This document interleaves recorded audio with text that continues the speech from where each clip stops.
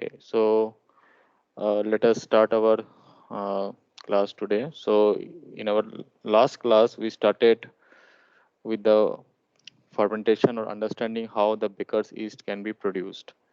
So, okay,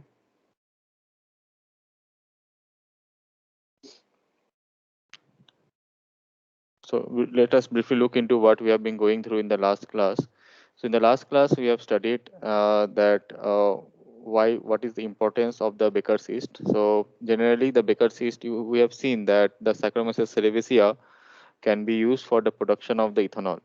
Okay, and the baker's yeast is nothing but the Saccharomyces cerevisiae itself. Okay, so this particular yeast is actually a additive uh, to the the baking products in the food industries. It is used extensively, and so in the case of the baker's yeast as a product, we are not having nothing but the high biomass of the Saccharomyces cerevisiae. Now, if you see the fermentation route for the production of the high concentration of biomass concentration of this particular yeast and the utilization of the yeast for the production of the ethanol, the two pathways are actually different. Okay, so if you want to, so both of them cannot be carried out simultaneously. So for if you going to use the yeast for the production of the different the ethanols or the alcoholic beverages, the fermentation process time, the conditions, the basic fundamental conditions like these processes are carried out under the anaerobic condition. And if you would like to, so anaerobic condition means we have already discussed that it is in the absence of the oxygen.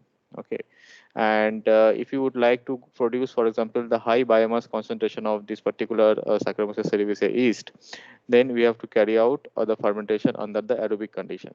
Okay, so if you see the basic fundamental pathway of or the biosynthesis pathway, it is actually different. Okay, so we looked into those what is the difference in the pathways in our last class. Like we have seen the basic fundamental difference is that the amount of ATP is being produced. So if we see if we compare the difference in the pathways under the anaerobic condition and the aerobic condition, and so we have seen that the glycolysis pathway remains the same, but the branch point comes at the point where the pyruvate is produced. Okay, so from this particular junction, depending upon the concentration of the glucose that is present, or the presence of the oxygen or the absence of the oxygen, depending upon these two parameters, like the concentration of the oxygen and the concentration of the glucose that is present, depending upon that, the pyruvate can either be converted to the ethanol, or it can be used up by the cells for the production of its of the biomass. And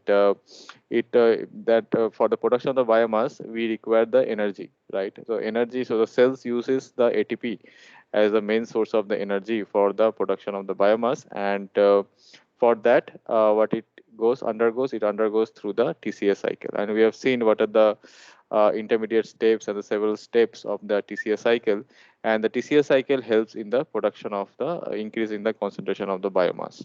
Okay, because of the ATPs that are released, these ATPs are generally used for the metabolism of the cells, and it increases its cells concentration. So we have seen that if we compare these two processes, the time, for example, for the production of, or the conversion of the glucose to the ethanol is significantly higher for compared to the time which is used for the biomass production. Why it is so? So it is because we have, as we have discussed in the last class, like whenever the ethanol is being produced, okay, so this as the ethanol concentration is increases in the fermentation media, okay, so it actually inhibits the growth of the biomass. Okay, so that's why it is having a feedback control. Okay, so what does the feedback control is that at a means if you are carrying out the fermentation under a batch process, what will happen, uh, as the ethanol concentration will go on increasing with the fermentation time, the growth rate of the microorganisms will decrease. And then what will happen, slowly the utilization of the glucose for conversion of it into the ethanol, will the rate of that will be decreasing with time. But it is not the case for this aerobic fermentation under the aerobic conditions, because what is happening with time, the biomass concentration is going to increase.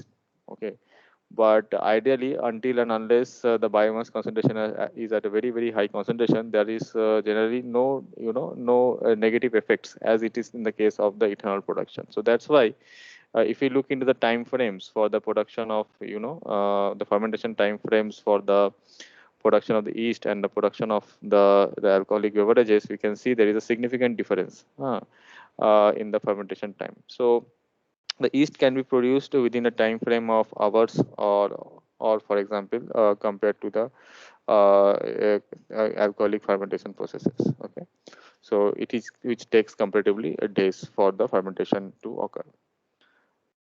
Now we have seen the what is the basic the difference in terms of the overall the production of the chemical reaction. So what is happening in the case of the wine fermentation or the alcoholic fermentations, whatever the glucose is being supplied to the microorganisms, that is converted into the 2 moles of the ethanol, and the releases of the carbon dioxide, and 2 moles of the ATP are produced. Okay, which corresponds to almost 57 kilocalorie.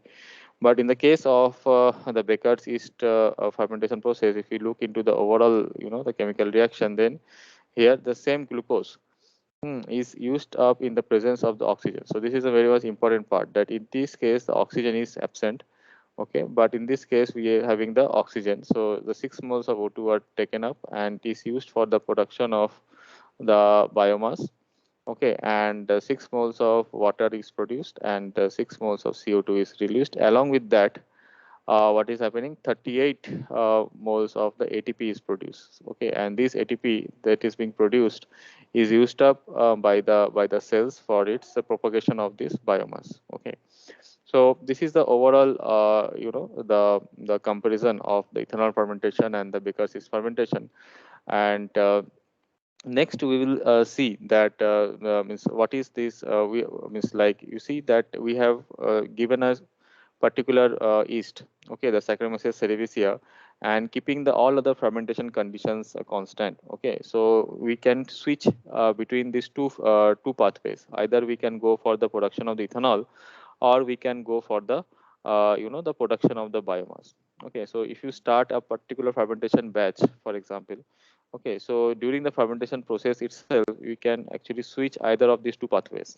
Okay, and the switching of these this the pathways or the biosynthetic pathways, actually it is these two pathways are actually named, one is the called as a Crabtree effect, another is called the Pasteur effect. So we will see what is the Crabtree effect and the Pasteur effect. So generally, if you see in this case, we have, for example, the Saccharomyces cerevisiae, the yeast.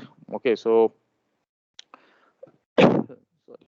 So generally if you see this particular this is also one thing that to be noted, is that this particular Crabtree effect, okay, it is found in the particular yeast varieties, like we have the Saccharomyces cerevisiae. It is not the very general phenomena.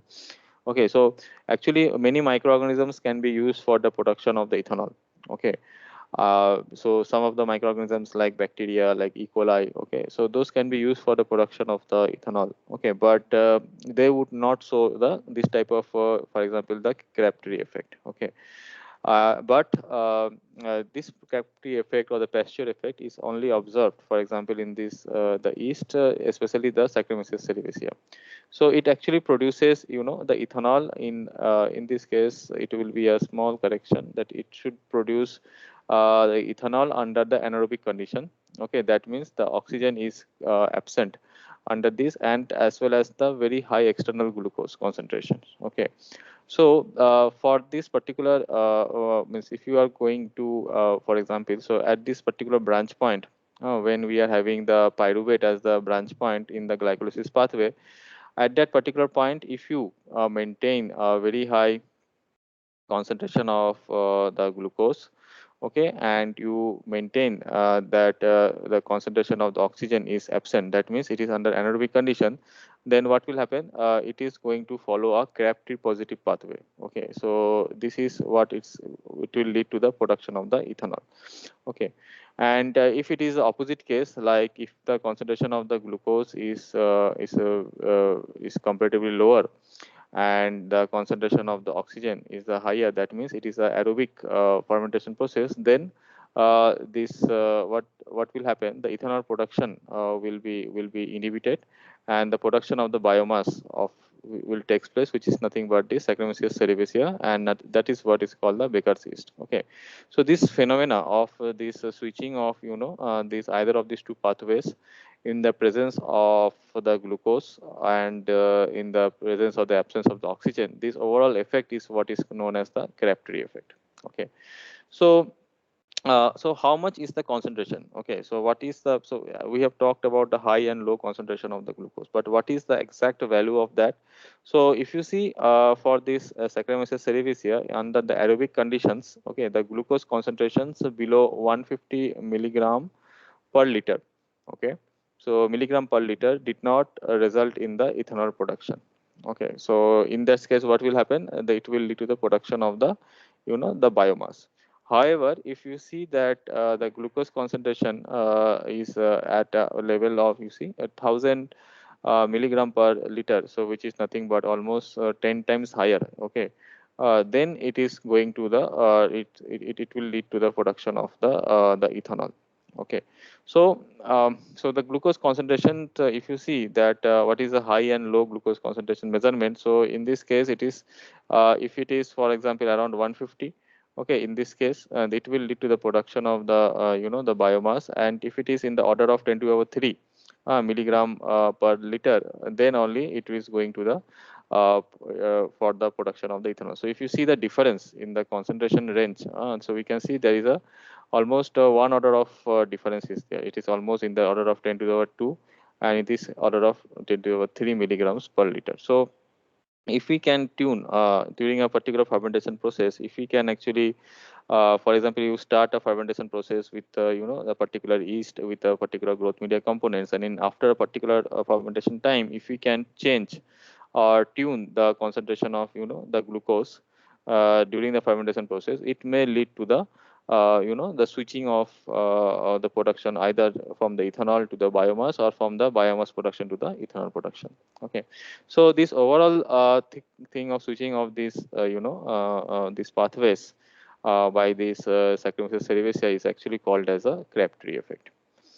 Okay, now so if you see during the means when for example the ethanol production is actually takes place, what is happening, we need to have this higher glucose concentration. Okay, so generally if you go for the if you means if you are using a bioreactor fermenter for the production of any biochemicals, we always make sure that our initial substrate concentration is is higher, so that we obtain the very high biomass concentration, and that may lead to the formation of the higher product. So this is basically this type of processes is called as is is a fermentation process. Okay, so generally when this means you make sure that you have, for example, you are going for the production of the ethanol through a fermentation route, we make sure that during the fermentation process, we make sure that we have the higher substrate. Okay, so that we go for the higher product formation, which is the ethanols. And we have seen in our last whenever we are studying, for example, the ethanol fermentation, we have seen that like we have seen that higher concentration of the ethanol production was having some inhibitory effect, and to mitigate that, to solve that problem, we were using a fermenter which was a fed batch fermenter, right? Or we had the perfusion type of fermenter or bioreactors, in which we can continuously add the glucose substrate, and after the product is produced, for example the ethanol, that can be continuously removed, so that the toxic effects of this high concentration of ethanol can be this problem can be solved. Okay, so so this is how, like like when the yeast grows via fermentation under the presence of these high levels of the sugar, This is what actually the basically the Crabtree effect. And when we are having, for example, the high concentration of the oxygen, what is happening? In the high concentration of the oxygen, the cell starts to carry out the the respiration. Okay, so we know that higher and lower concentration of the oxygen is going to affect the biosynthetic pathways, and under the case of going under respiration, it is going to produce the very high concentration of the ATPs. Okay, and then what happens, whatever the glucose is present in this case, okay, in the fermentation media, it will be converted into the yeast. Okay, and this process of the formation of this yeast under very high concentration of means high means under the aerobic condition of presence of the oxygen, and whatever the glucose is present, that is being converted to the yeast as a biomass. This process is actually known as the Pasteur effect. Okay, so this is means the first step. So you can say that the crack negative effect is also called as the Pasteur effect, in which the sugar is used for the production of the biomass in the presence of the oxygen under the low concentration of the glucose. Okay, so this is the two effects: the Pasteur effect or the Crabtree effect. So in during whenever we are using means the Saccharomyces cerevisiae, we will see that how we are using it in the case of the industrial scale fermentation process. But both this Pasteur and this Crabtree effects, okay, and they are combined, okay, in whenever and so in the combination means that we can relatively switch in between of two pathways. Okay, and that switching is just by the varying the concentration of the oxygen or the glucose. Okay, and that can be done by the incremental feeding, okay, to maintain the high oxygen and the low sugar concentration throughout the process. So for if you are going for the Baker's yeast production, for example, okay, so how do we maintain that? We make sure that we carry out the incremental feeding. So in whenever we have a particular bioreactor, what we can do, we have a sparger. So we have seen that different parts and components of the bioreactor. Okay, so in the bioreactor we have a sparger through which the oxygen, pure oxygen, or the air can be passed to it. So to maintain the very high level concentration of the oxygen in the bioreactor, we make sure that we carry out the incremental feeding. Incremental feeding means that we make sure that the because whatever the oxygen we will be supplying, that will be utilized or used up by the the biomass that is present in the bioreactor. Okay, so we make sure that we carry out we provide the adequate concentration of the oxygen, okay, by by continuous feeding or supplying of the oxygen gas into the bioreactor. And uh, we make sure that the low sugar levels are present. So whenever we are carrying out the fermentation in the fed batch process, we can tune the what is the concentration of the glucose that can be added during the in the bioreactor. So we make sure that whatever the concentration of the glucose we are adding, uh, that is at the lower level, so that the most of the glucose that is being so that we have the higher production of the biomass. Okay, so the X represents the biomass concentration in the bioreactor. So this is the overall picture of the yeast biosynthesis pathway. Next, what we will look into that what are the the raw materials that are required. Okay, for example, means if you are using particular carbon source, okay, the energy source, what are the means the other growth factors that are required for the growth of the yeast, or especially the Baker's yeast. So most of the carbon source that is being used, so generally the Baker's yeast actually requires means it requires, it is generally produced because the Baker's yeast, the main objective is to is to obtain the very high biomass concentration. And if you see the economic viability of this product, so it falls on the category of the high production volume and low cost. Okay, so overall the Baker's yeast product is a low cost product. So therefore for that we make sure that our the starting, so if you start the fermentation with the pure glucose, generally what will happen, the overall cost for the production of Baker's yeast will be very high. So we try to use those type of sugars as a source which is readily available, and the molasses actually are one of the mostly used the carbon source for the production of the Baker's yeast. Okay, And how are the molasses obtained? So molasses are obtained as a waste product from the sugarcane industries. Okay, and like we have the beet sugar industries and so on. So there is a quite good source of this waste, and this waste is used as a carbon source for the fermentation, okay, for the production of the baker's yeast. But so here, the if you see the molasses, we will see what are the general composition of the molasses. And if you use if you use the molasses, then what happens? Then the overall economics, okay, so overall economics for the production of the baker's yeast is favorable. Okay, so because we are having the low cost the carbon source, and which is generally waste that is used for the baker's yeast. So overall, if you see the economics of the production, then of this baker's yeast, then it is economically viable. Okay, but it comes with several disadvantages also. So like the molasses, it has the sugar derivatives, but it contains the low concentration of the nitrogen. Okay, and as we have seen that in the case of the baker's yeast, it is very important that the ratio of the carbon to nitrogen, okay, in the in the fermentation media that we are preparing, we should have a very high or the good amount of the carbon to nitrogen concentration. So this is one of the very much important factor when we are going to design, for example, the media components for the baker's yeast. Okay, so so for that, to make sure that the nitrogen is available, it has to be supplemented. Okay, it has to be, means supplemented means it has to be provided as an additional source, and we use different types of the ammonia or the ammonium salts. Okay, that actually will act as a source of the nitrogen.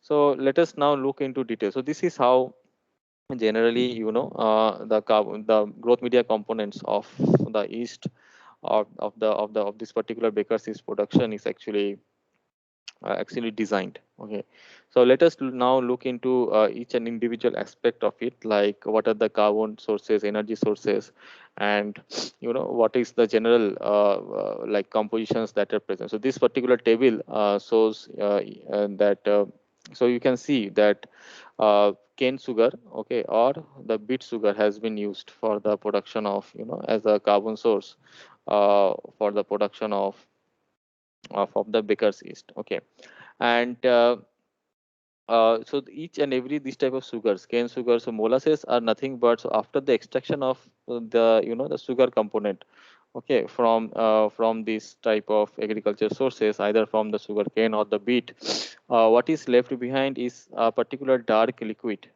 After the sugar and all those things are being derived out, a particular dark liquid is actually left behind, which contains actually mixed sugars. Okay, so mixed sugars means if you look into the composition of the sugars, and generally this is thrown away as a waste. Okay, and if you see what is the composition of the sugar content of, for example, for the molasses that is being obtained from the sugar cane, it is a mixture of different sugars, like we have the sucrose, raffinose, invert sugar, and so on. So sucrose, we have seen what is, it is a disaccharide, right? Invert sugar is nothing but it is a disaccharide of the glucose and the fructose. Okay, and in this case there is another. So if you see the composition of the invert sugar and the sucrose, so it is comparatively very high. Okay, and it is the major component in the molasses, for example, for both the molasses that is being derived from the sugar cane, as well as that is being derived from the beet sugar. But in some cases, a small concentration of, for example, the raffinose is present. So raffinose is nothing but it's a trisaccharide. Okay. So what is a trisaccharide? It is a trisaccharide of the glucose, fructose, and the galactose. Okay. So it is a trisaccharide of the glucose, fructose, and the galactose. So, so these are the major sugar composition that are present in the in the molasses, and this percentage varies depending upon what type of source that is being taken. Okay, either it is, for example, if it is a cane sugar, we can see that the sucrose content is 45%, and if it is the molasses from the beet sugar, then the sucrose content is very high. Okay, so And sucrose is a very, it can be readily be, means metabolized by the microorganisms, okay, and can be used as a carbon source for the growth.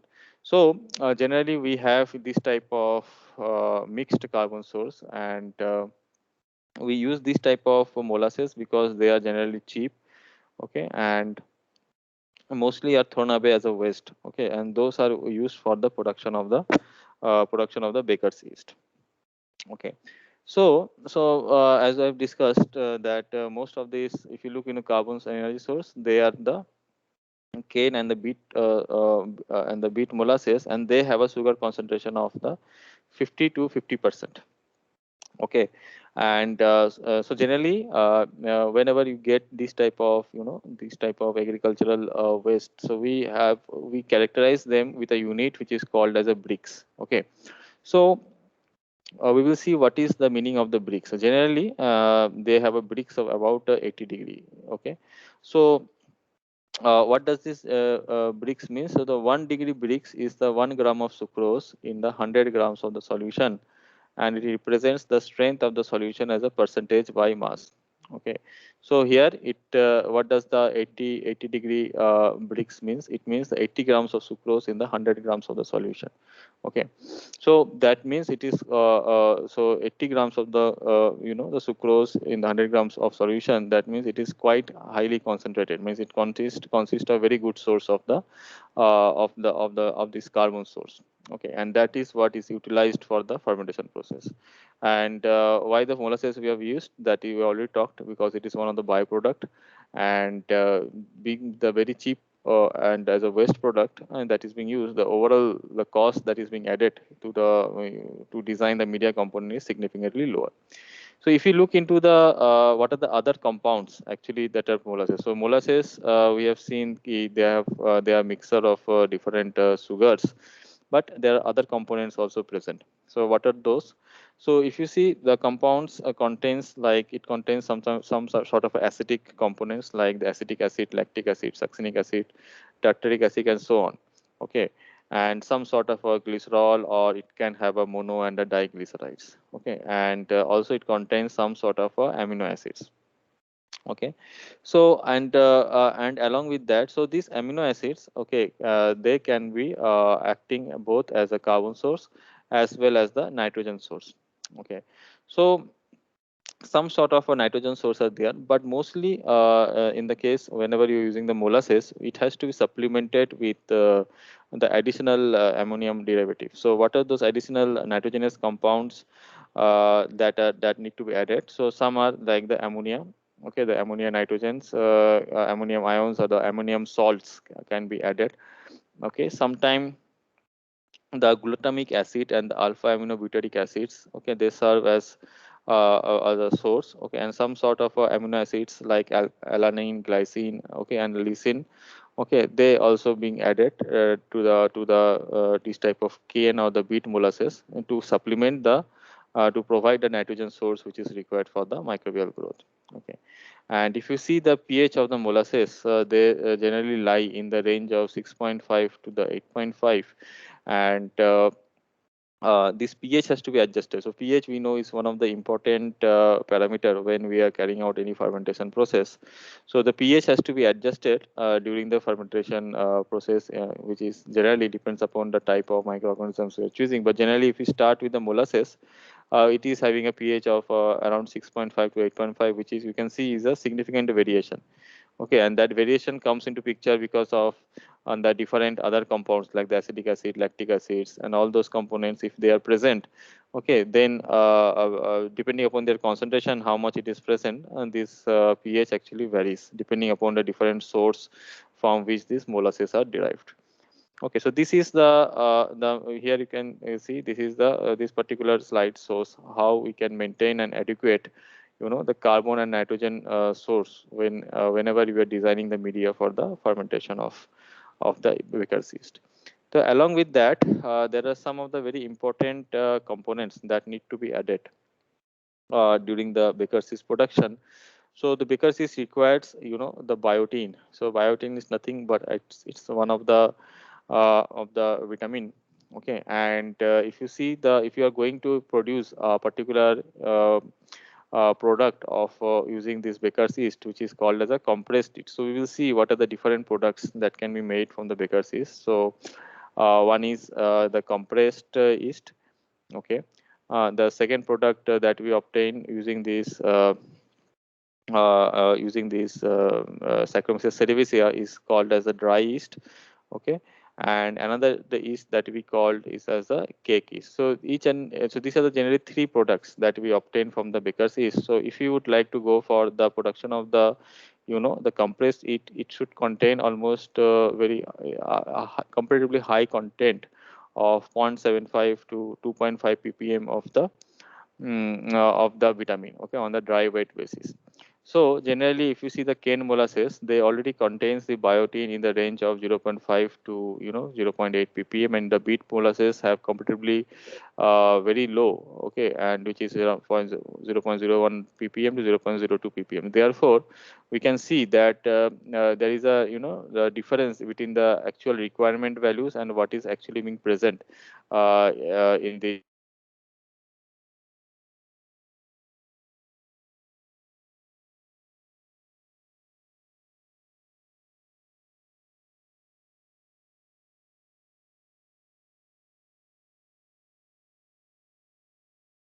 particular table. Okay, that we find out what is the the sugar component, what is the other organic component or inorganic components, for example, that is already present. Okay, and then we know that what is the, for example, the ideal concentration that should be there whenever you are designing a particular media component, and from that whatever the discrepancy or the differences are there, we supplement them as from the external source. So like, for example, in the case of the biotin, here the targeted values of this biotin should be 0.75 to 2.5 ppm, and if it is at a lower concentration, we supplement the extra biotin that is required for the growth of this baker's yeast.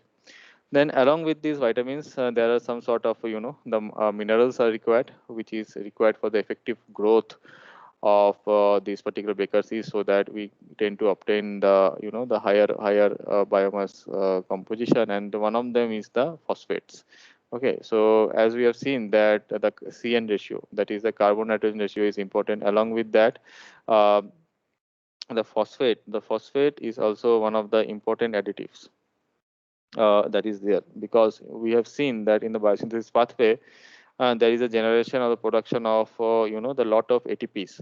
So the ATPs, if you see how the ATPs are produced, generally the ATPs are actually reacts with the phosphate and then leads to the production of the ATP. So therefore, means the media components has to be supplemented with the excess of the phosphate, so that the phosphate availability is not lower. If it is lower, then it is going to affect how the ATP production. Okay, so how which type of phosphates are provided? So phosphates in form of a P2O5. Okay, so it at a concentration of 2.5 to 3.5 percentage is added. Okay, for the to make sure that there is adequate phosphate composition in the growth media. Okay, so some of the other sources of the phosphate that can be added are like we have the some very low concentration of the phosphoric acids. Okay, then there are other salts of alkali phosphates or the ammonium phosphates. Okay, so addition of this ammonium phosphate has an advantage compared to the other the other phosphate derivatives, because in this case both ammonium as well as the phosphate, and they are, so the ammonium ions will be used as a nitrogen source, and the phosphate ion will be used as a phosphate source for the metabolism of this precursor. So ammonium phosphate generally have a higher advantage, because both of this cation anion part can take part in the biosynthesis pathway. So along with that, there is a sometimes requirement of the other some of the salts like the potassium salt.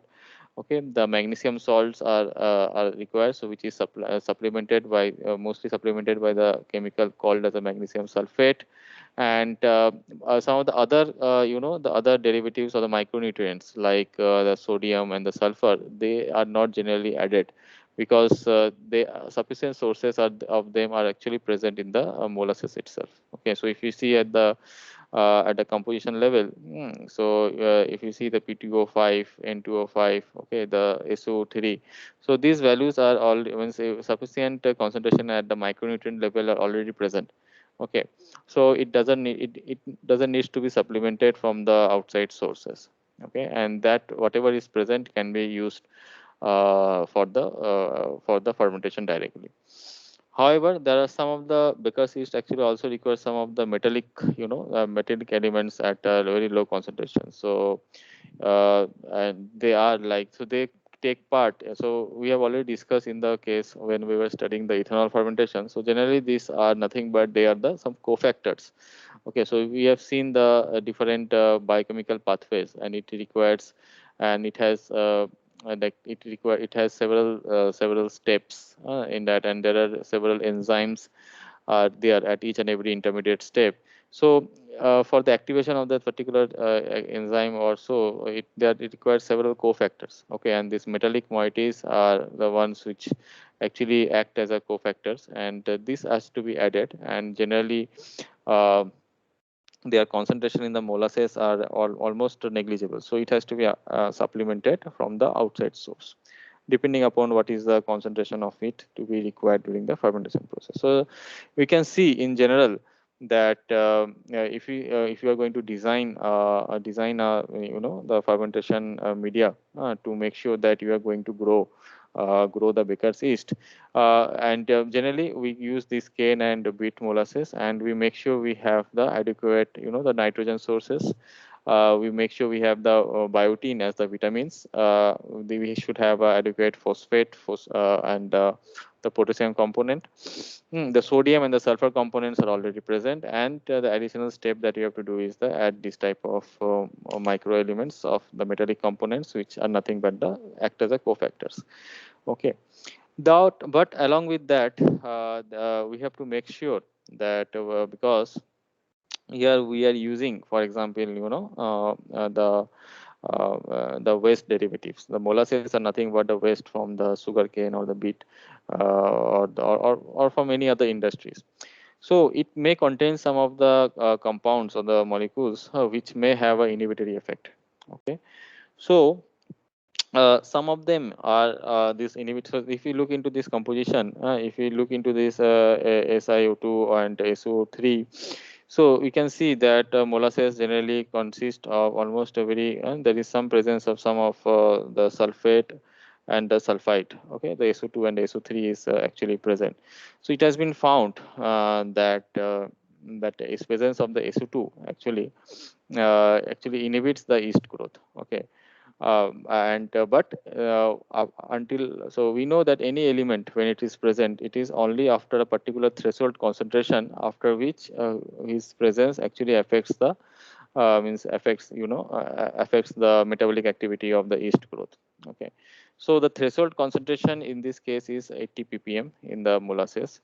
Okay, so generally until 80 ppm, if this SO2 is present, it can easily be tolerated by the Saccharomyces cerevisiae. Okay, and above that it actually will inhibit the yeast growth. Okay, but what has been found, that if the concentration is present of the sulfate SO2 is present at a very high concentration, it actually promotes the production of the alcohol, and that is how we generally sometimes in the wine industries the SO2 is supplied.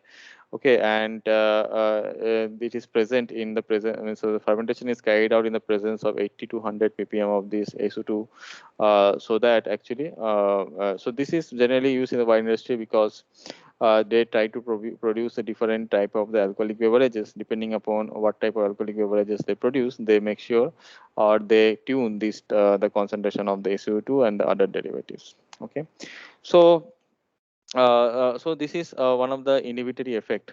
We have to make sure that whatever the SO2, suppose you are going to use the molasses for the Baker's production, we should make sure that whatever this SO2 is present, like in this case it's showing 2.3, 6.2, and so on. So whatever the this SO2 component is present, that has to be removed. Okay, or that has to be diluted in such a way that the concentration should be below 800 ppm. Okay, So along with that, so this is an inhibitor, okay, but there are some of the the activators that are added, okay, so which actually have some stimulatory effect and actually promotes the growth of the yeast. Okay, so one of them plant growth factors, like we have the indocell acetic acid. This has been found that if it is added to the to the yeast fermentation process, it actually improves the formation or the growth of the biomass. Okay, so this is one of the the activators that are generally added during the yeast fermentation. So and another the inhibitor that is there is the nitrate. So if you look into if we look into the means we have seen that that there's a nitrogen source is required. Okay, so the nitrogen source mostly that is being used, you can see, as we have seen, it is either in form of the amino acids. Okay, so the amino acids generally consist of the nitrogen as their main backbone. So either it is a amino acids, or it is some the ammonia or based nitrogen. So the nitrogens which comes from the NH3, the ammonium ions. Okay, so ammonium salts. So nitrogen can also come from the nitrate or the nitrite. So however, those nitrogen or nitrate actually have some sort of a, or the nitrate have some sort of inhibitory effect. And it has been found that if there is a presence of 0.04 to 0.1% of the nitrite is present, and there was some considerable loss in the yield of the Baker's yeast production. Okay, so so this is the these are the activators and the inhibitors which are generally added at a very small quantity to make sure we have the higher growth, and we make sure that those inhibitors are removed. Okay, so like the SO2 or the nitrate, whatever is present is are generally removed so that we get the high yield of the biomass. So we have talked about the carbon source and energy source, and we have talked about mostly on the molasses, but some of the other like the carbon and the energy source can be used. So we have, as we have seen in the case of the ethanol fermentation, right, that we can use different sugars like the sucrose, maltose, galactose, and so on. Means where they are nothing but they are the disaccharides, and these disaccharides and the enzymes act like, for example, in the cellulose you have the cellulase, in the sucrose you have sucrase, the maltose, or for galactose we have beta galactosidase, which actually breaks this disaccharide molecule into the monosaccharides, and those monosaccharides will be used as a source of the as a carbon source. So in this fermentation of using the Baker's yeast, we can use either like the sucrose or maltose. Okay, then we have seen the raffinose. Okay, which is nothing but a combination of the glucose, fructose. Okay, and the galactose, and then we have the mannose. So these type of sugars can be used, but what cannot be used is the lactose. Okay, so the Baker's yeast, especially the Saccharomyces cerevisiae, they cannot means it cannot be produced using the lactose or the galactose. So galactose we have seen is nothing but the combination of the glucose and the lactose. Okay, so both these lactose of them cannot be fermented by the Baker's yeast. Okay, so we have to make sure that whenever we are using the carbon source, it should have this type of sugar derivatives: sucrose, maltose, glucose, fructose, and the mannose. Okay, so this is the overall. If you see, how you can design, for example, a particular the fermentation media components. Okay, and you can switch into either from the Crabtree effect or the Pasteur effect by tuning, for example, the oxygen concentration or the glucose concentration. Next, we will look into like what are the basic steps by which actually the yeast fermentation is taking place. So like what are the reactor systems, how the culturing of the cells are taking place. Okay, how the fermentation is taking place. Okay, but before that we will briefly look into that what are the the technical challenges means that are there generally associated with the Baker's yeast production, and how those technical challenges that are actually solved or overcome, that we are going to see in our the subsequent classes. So if you see, the one of the technical challenges is that means whatever the yeast concentration. So we are talking about the biomass, right? The Saccharomyces cerevisiae is producing, is growing itself, and the biomass concentration is increasing. But in the case of the commercial scale, generally, what is the concentration of the biomass is so if you look in the fermenter, when the yeast, so whenever the biomass is going, it is nothing but the solids. Okay, so it is maximum concentration is from the 4 to 6%. Okay, and as the means and it is found that as the biomass concentration is increasing with respect to the fermentation time, what is happening, the growth rate which is represented by that term being the specific growth rate of the particular yeast actually decreases as the biomass concentration increases. So it has been found that the growth rate almost decreases rapidly as the concentration of the yeast goes up to 3 to 4%. Okay, so that is one of the observation it has been found. And the Fries in 1962 found a generation time of almost 4 hours at the beginning. So if we start a fermentation process at the initial time by applying our seed culture, okay, so we have already talked what is the generation time. So generation time is nothing but the doubling time. Okay, so what is the doubling time? So doubling time means the time it takes for the yeast to grow from one cell to the another, and to double its number actually.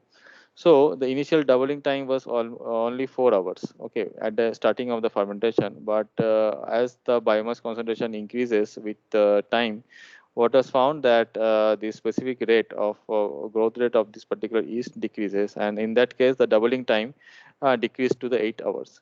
Okay, so that doubling time increases means that now the time for that doubling of the concentration of the cells, okay, that is almost doubled. Okay, so that is one of the the technical challenges that has been observed during the Baker's yeast production. And there has been like means why such that decrease in this biomass or decrease in this doubling time or generation time takes place. There has been several reasons that has been given. One of them is like that the exhaustion of the growth factors. So we have seen that we need to add different vitamins and other minerals. So it might be that there is exhaustion of the growth factors. Okay, sometimes what happens when we have the higher biomass concentration with time, what is happening? So if you have the higher yeast concentration, that means we are having higher solid content, right, in the media.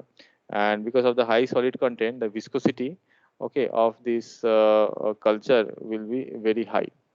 Okay, and if it is very high, the mixing of efficient mixing of this biomass with the media components that are present in the bioreactor cannot be carried out very efficiently. And because of that, whatever the sugar and oxygen, okay, so we are also, you remember, we are also maintaining a very sparging environment.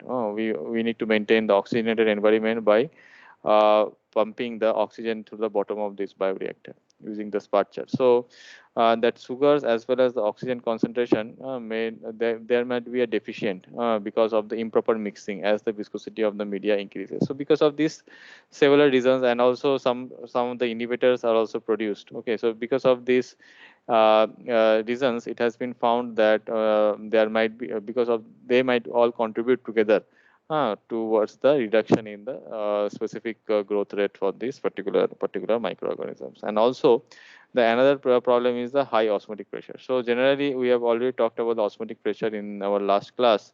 Like as the biomass concentration increases, this means it starts to form the yeast solids. It starts to behave like a paste like material. Okay, and this would actually leads to the osmotic pressure development on the surface of this yeast cell membrane, and sometimes it leads to the rupture of the membrane and the killing of the cells. So all those things in combination actually overall leads to the reduction in the over production of the Baker's yeast. And whenever we design, for example, this type of production unit, we try to overcome these challenges. Okay, so that's why we will find that uh, the Baker's yeast production requires several series of fermenters that are required. Okay, so it requires series of fermenters to carry out this process. So we will look into those things in detail in our next class. Okay, so anyone has any doubts or questions till now?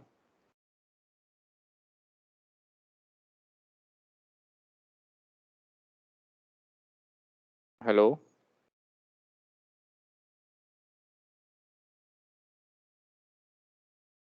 Hello, am I audible to everyone? Yes, sir. Okay. Yes, sir. So if there are no questions, then we will continue our discussion on the the fermentation unit and the production unit in our tomorrow's class. Okay. So thank you everyone. Thank you, sir.